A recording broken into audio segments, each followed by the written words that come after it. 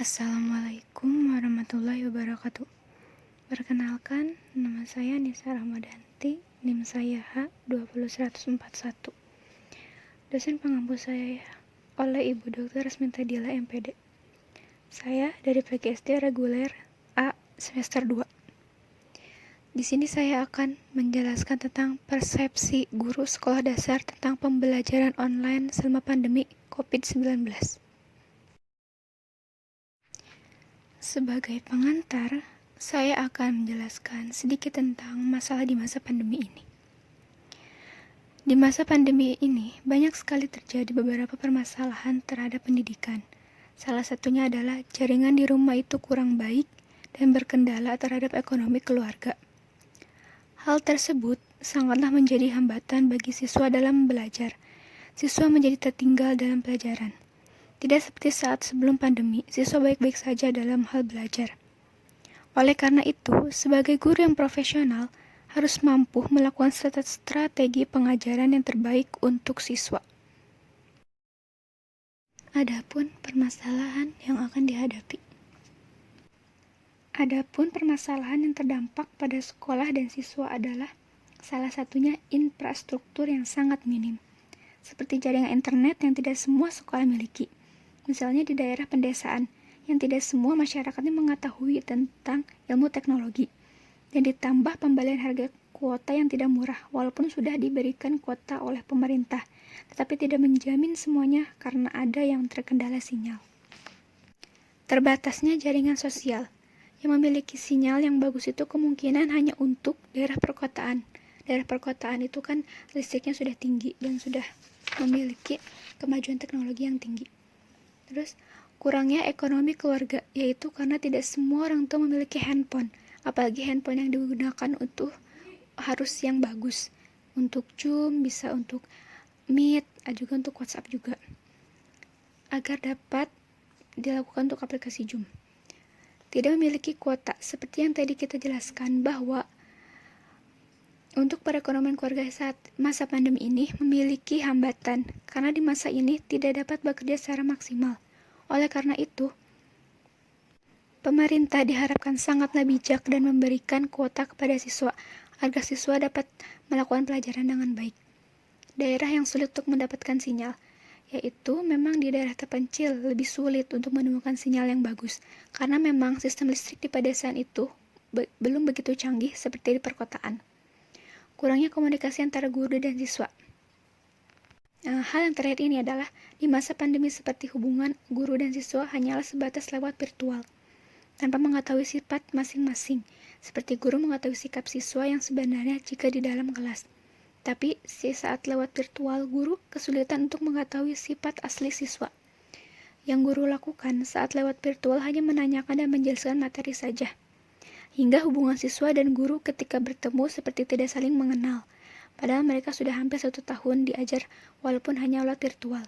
Oleh karena itu, komunikasi lewat virtual tidak menjamin dekatnya komunikasi antara guru dan siswa. Selain permasalahan, ada pun analisa untuk menemukan sebuah solusi dan permasalahan tersebut. Pembahasan selanjutnya adalah tentang analisa. Dalam sebuah masalah, dengan banyaknya berbagai masalah dalam pandemi, semua guru melakukan tugas untuk mengatasi masalah tersebut. Dalam munculnya sebuah permasalahan di saat pandemi, seperti siswa mulai malas belajar di rumah, siswa kurang dalam memahami pelajaran, kurangnya kefokusan dalam belajar ketika ditanya oleh guru. Misalnya, guru ketika bertanya kepada murid menjawabnya dengan tidak seharusnya dia menjawab hal seperti itu. Semua itu adalah tugas sebagai guru dalam mengatasi masalah tersebut. Solusi. Sebagai guru yang profesional harus melakukan sebuah strategi pembelajaran, yaitu dengan melakukan tujuan, langkah pembelajaran, metode media, waktu, dan penilaian pembelajaran. Solusinya adalah sebagai guru yang profesional harus melakukan sebuah strategi pembelajaran. Strategi pembelajaran ini merupakan sebuah komponen pembelajaran yang dilakukan agar dapat terwujudnya pembelajaran menjadi lebih baik lagi. Adapun strategi pembelajaran online yang digunakan oleh guru di SFH. Yang pertama, menggunakan sebuah video pembelajaran. Yang kedua, kiriman materi dari Google Drive dan WhatsApp. Yang ketiga, membuat metode tanya-jawab. Strategi pembelajaran ini bertujuan untuk memudahkan siswa dalam memahami suatu materi pembelajaran. Siswa pun dapat cepat memahami materi belajar dengan menggunakan sebuah media, seperti gambar, video, lukisan, ataupun lukisan. Agar siswa dapat tertarik dalam pembelajaran dan tidak merasa bosan saat di kelas virtual. Media pembelajaran ini dapat dilihat dari aplikasi WhatsApp dan YouTube, agar siswa dapat mudah dan mengakses materi pembelajaran. Adapun metode pembelajaran, seperti guru menyiapkan sebuah forum tanya-jawab, seperti aplikasi Zoom, Google Classroom, Google Meet, dan aplikasi lainnya. Hal ini dilaksanakan agar siswa dapat langsung menanyakan materi yang kurang dipahaminya kepada guru walaupun hanya lewat virtual. Menggunakan cara tanya-jawab ini dapat memudahkan guru untuk mengetahui dan mengukur pemahaman siswa dalam memahami materi pembelajaran. Adapun dengan cara metode kuis, yaitu cara guru yang memberikan beberapa pertanyaan di dalam kuis tersebut menggunakan kuis, seperti yang ada di gambar kuis gadget. Aplikasi ini dapat dikatakan seperti sebuah game. Jadi, siswa diarahkan dapat bermain game tetapi di dalamnya berkaitan dengan materi pembelajaran yang akan dijelaskan. Dan cara yang terakhir adalah yaitu dengan mengirimkan materi pembelajaran berupa dokumen dari WhatsApp, Google Drive, agar dapat dibaca dan dipahami oleh siswa. Pun tantangan sebagai guru dalam pengajaran online. Yang pertama, terkendalanya koneksi internet yang buruk. Hal ini akan sangat menjadi tantangan sebagai guru, karena tidak semua di daerah siswa terdapat sinyal yang sangat bagus. Hal ini sangat menghambat siswa dalam belajar. Yang kedua, kekurangan alat komunikasi bagi orang tua yang kurang mampu, karena tidak semua orang tua memiliki handphone yang cukup canggih, karena harga handphone itu cukup mahal, apalagi di masa pandemi seperti ini, perekonomian keluarga itu agak menurun. Yang ketiga, adanya gangguan di anggota keluarga.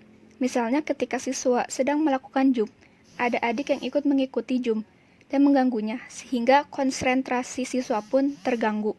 Yang keempat, adanya ketidakseriusan dalam belajar. Apa yang dijelaskan dan diucapkan tidak selaras. Maksudnya di sini tuh, jadi apa yang dijelaskan oleh guru dan dipikirkan siswa itu tidak selaras. Guru berbicara tentang pelajaran, sedangkan siswa malah memperhatikan barang yang ada di sekitarnya. Jadi ketika ditanya, dia tidak memahaminya. Yang kelima, kurangnya semangat belajar siswa, yaitu ketika siswa bosan dan dengan suasana kelas virtual. Oleh karena itu, tantangan sebagai guru harus dapat menginspirasi siswa, agar siswa tidak malas belajar, contohnya menggunakan media pembelajaran seperti video dan tulisan. Yang keenam, tantangan selanjutnya yaitu guru yang kurang memahami tentang teknologi. Karena saat ini guru dipaksa harus dapat memahami teknologi dengan baik untuk media pembelajaran siswa di sekolah virtual.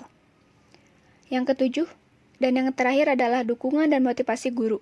Ini adalah dua hal yang memiliki satu makna yang sama, karena guru sangat membutuhkan dukungan dari teman sebayanya agar lebih bersemangat mengajar siswa.